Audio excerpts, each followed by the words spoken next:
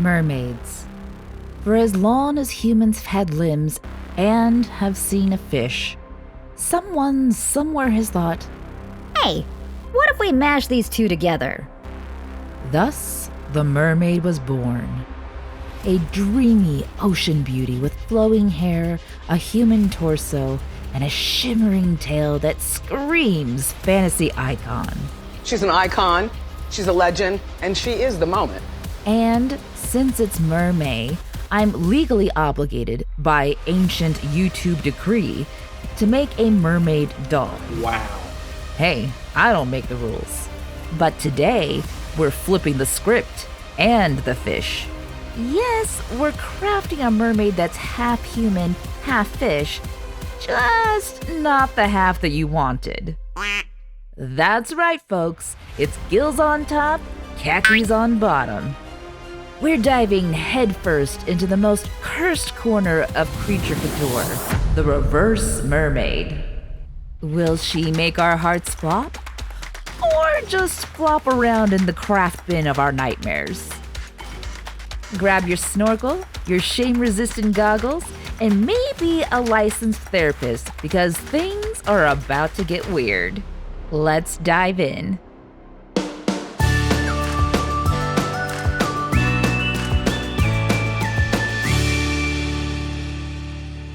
Oh, hey! Long time no see. Did you miss me? So, yeah, I've been gone for a minute or two, and I'm very sorry about that. But we'll get into that later. Right now, we need to talk about this doll. Why a reverse mermaid? Your guess is as good as mine. Maybe I'm tired of making traditionally pretty dolls, or maybe it's something I need to talk to my therapist about.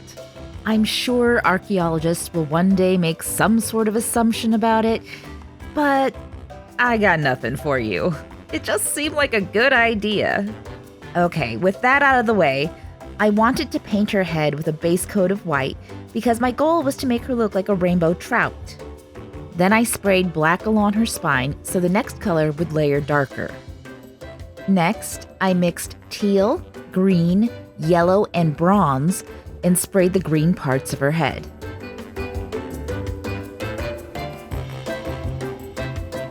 Then I mixed a salmon color, which I didn't find ironic until just now, and sprayed her gills.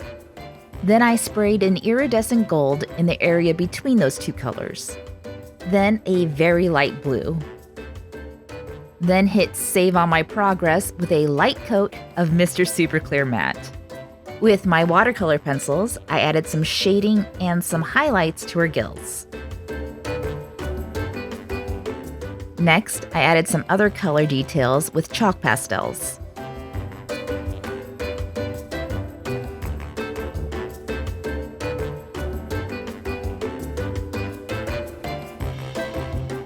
Then I watered down some acrylic black paint to cover and then wipe off her neck. I did this to add some definition to the scales. And then painted those luscious lips. Rainbow trout have black dots along their body, so I replicated that with black 3.0 and a round-tipped awl. Then I sprayed over the various colors with different shifting color pigments.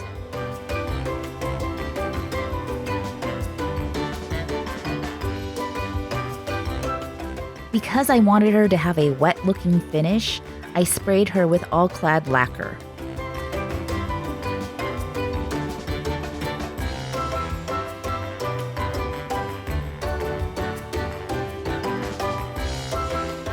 Well, what are your thoughts of her so far?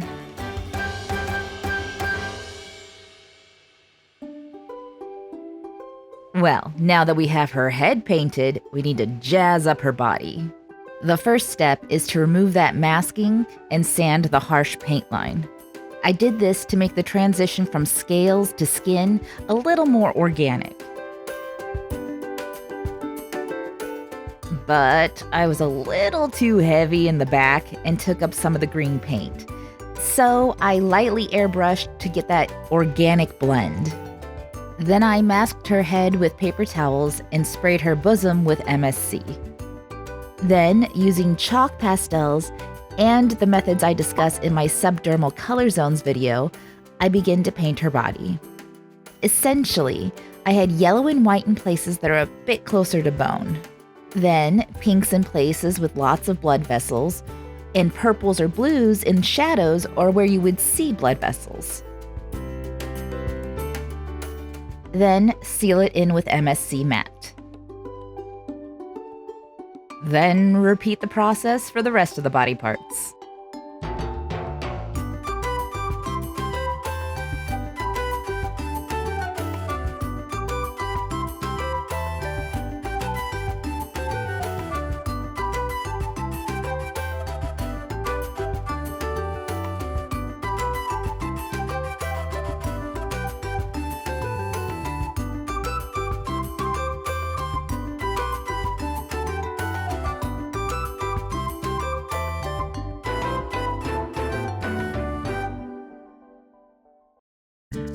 Okay, so she's starting to look like a rainbow trout. But what about those hauntingly beautiful eyes? My wife designed and printed some eye bases for me. Then I painted the pupil with black 3.0.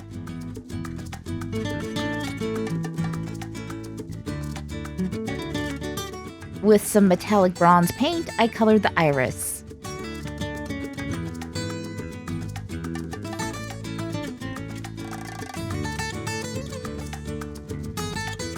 Next, because I suck at UV resin, my wife filled the eyes and cured them with a UV lamp.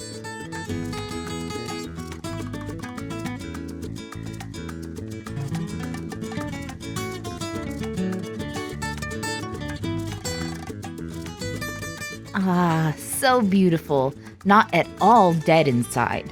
I chose to glue them in with E6000 because it's a flexible glue. And because it's gotta be painful when you're not able to blink. Ever.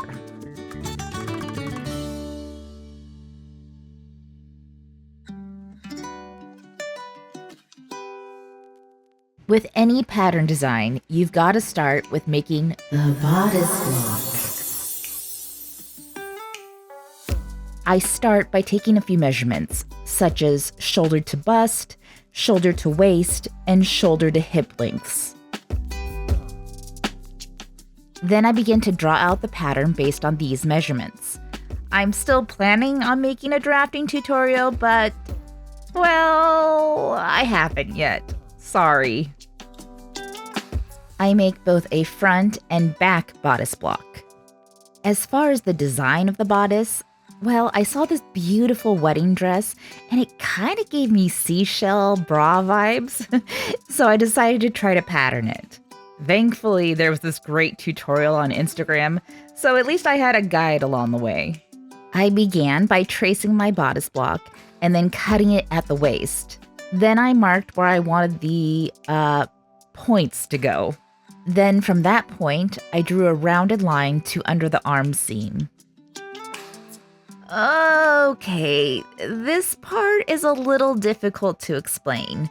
But I essentially cut new darts by cutting almost all the way across, but leaving a little space where it's still attached. These new darts will be the folds in the top. Because this pattern is so small, I reinforced the corners with washi tape. Then I cut out the pattern.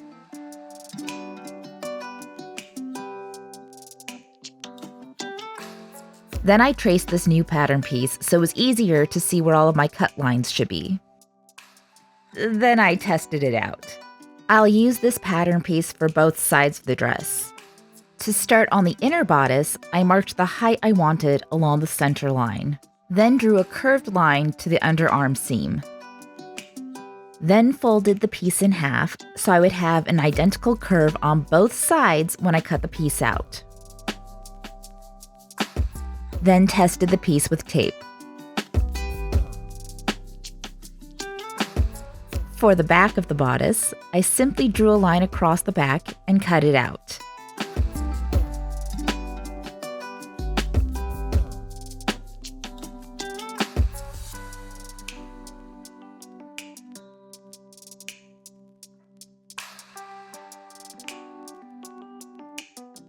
For the skirt, I traced my bodice block from the waistline to the hip and then drew a side seam line to my desired length.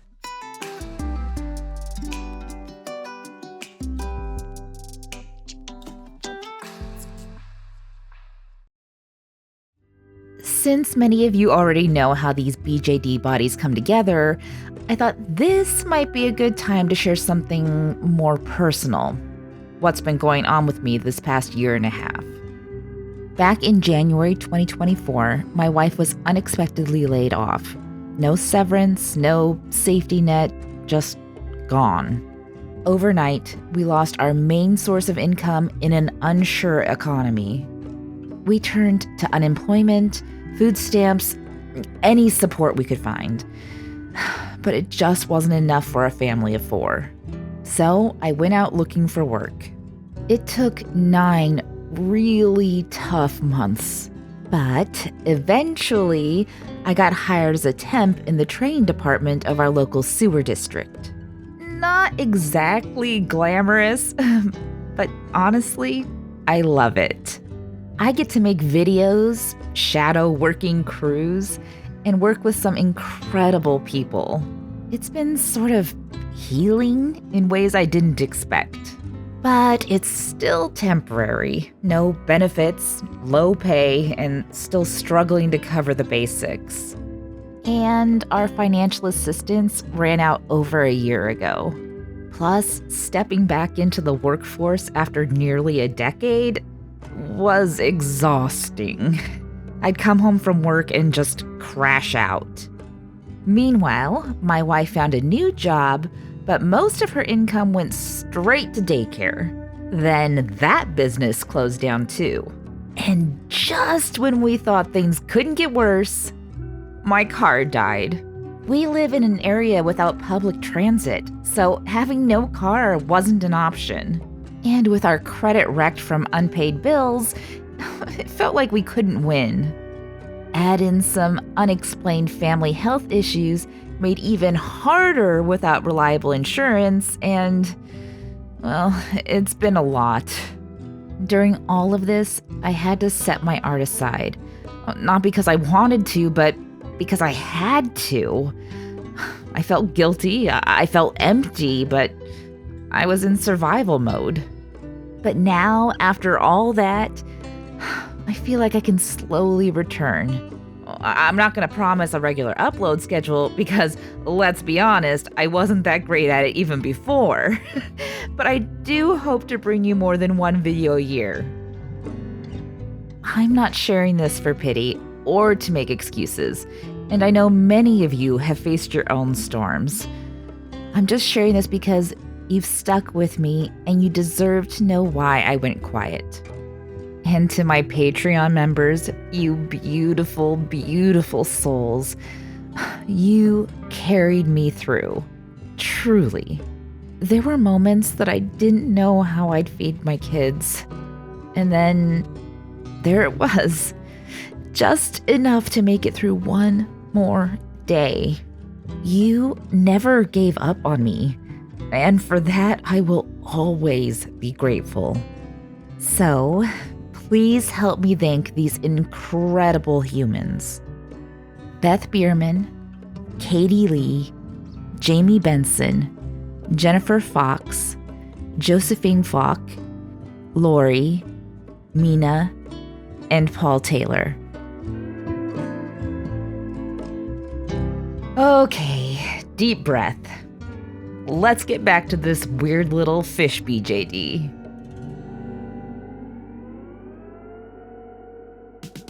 I had this stretchy, sparkly fabric in my stash that seemed perfect for an evening gown. I also decided that I wanted the dress to be a mermaid silhouette because, well, it's the obvious choice. So I cut a ruffle that was 11 centimeters tall and 20 inches wide.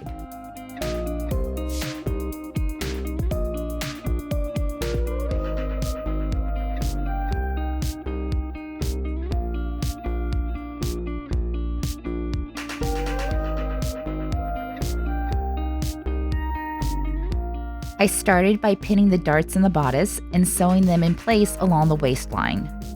Then, with wrong sides together, I sewed the lining to that piece along the center and top seams.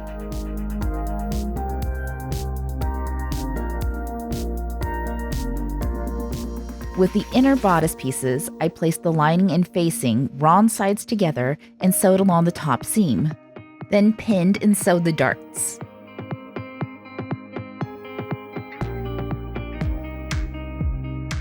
Then sewed the back darts. Next, I sewed the back's facing and lining pieces along the top seam. Then pinned my outer pointy pieces to the inner piece and sewed along the waistline. Then attached my front and back pieces along the side seam. After ironing the sash piece in quarters to make bias tape, I unfold one side and align the waistline of the bodice to the edge of the sash and sew. Then sew my skirt pieces along the side seams and align the top of the skirt to the bottom edge of the bias tape and sew. Then I was gonna attach a zipper, but it didn't fit. So I folded over the back edges and attached Velcro, with the hook side extending past the edge so the back will close without a bulge. For the mermaid tail part, I used my rolled hem foot on my machine to create a pretty small hem. On the opposite side, I ran 2 rows of basting stitches and pulled the back threads to create a ruffle. Then, with right sides together, I sewed along the short edges. Then attached that to the bottom of the skirt.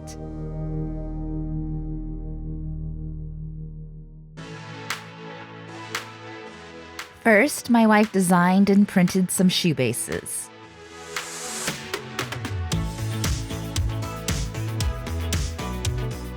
Then I sanded them and painted them white. My wife designed the top of the shoe to be like a slip-on sandal and cut the pieces out of pleather. Then glued the edges of those pieces to the inside of the shoe base.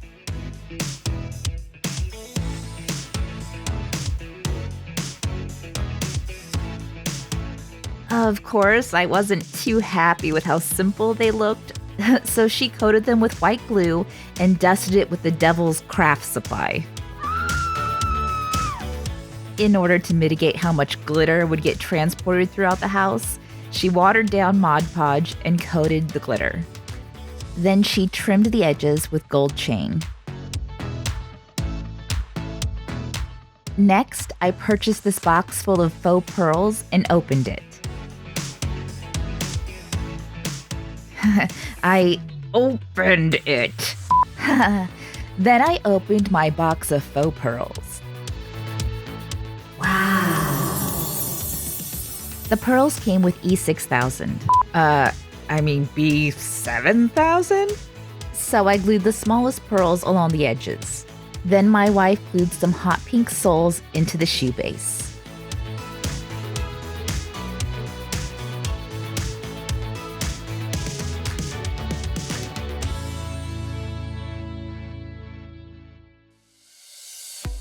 These pretty hands looked kind of sad without a ring, so my wife created one from copper wire and a fake pearl.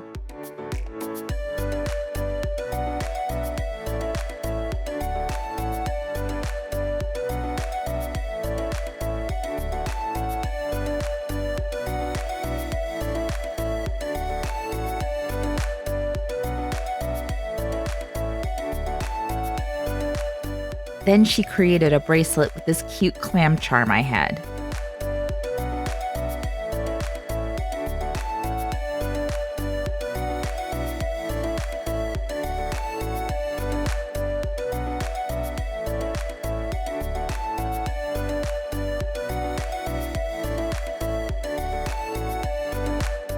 The real reason why I'm here are these lovely folks who asked me to collaborate with them for MERMAY.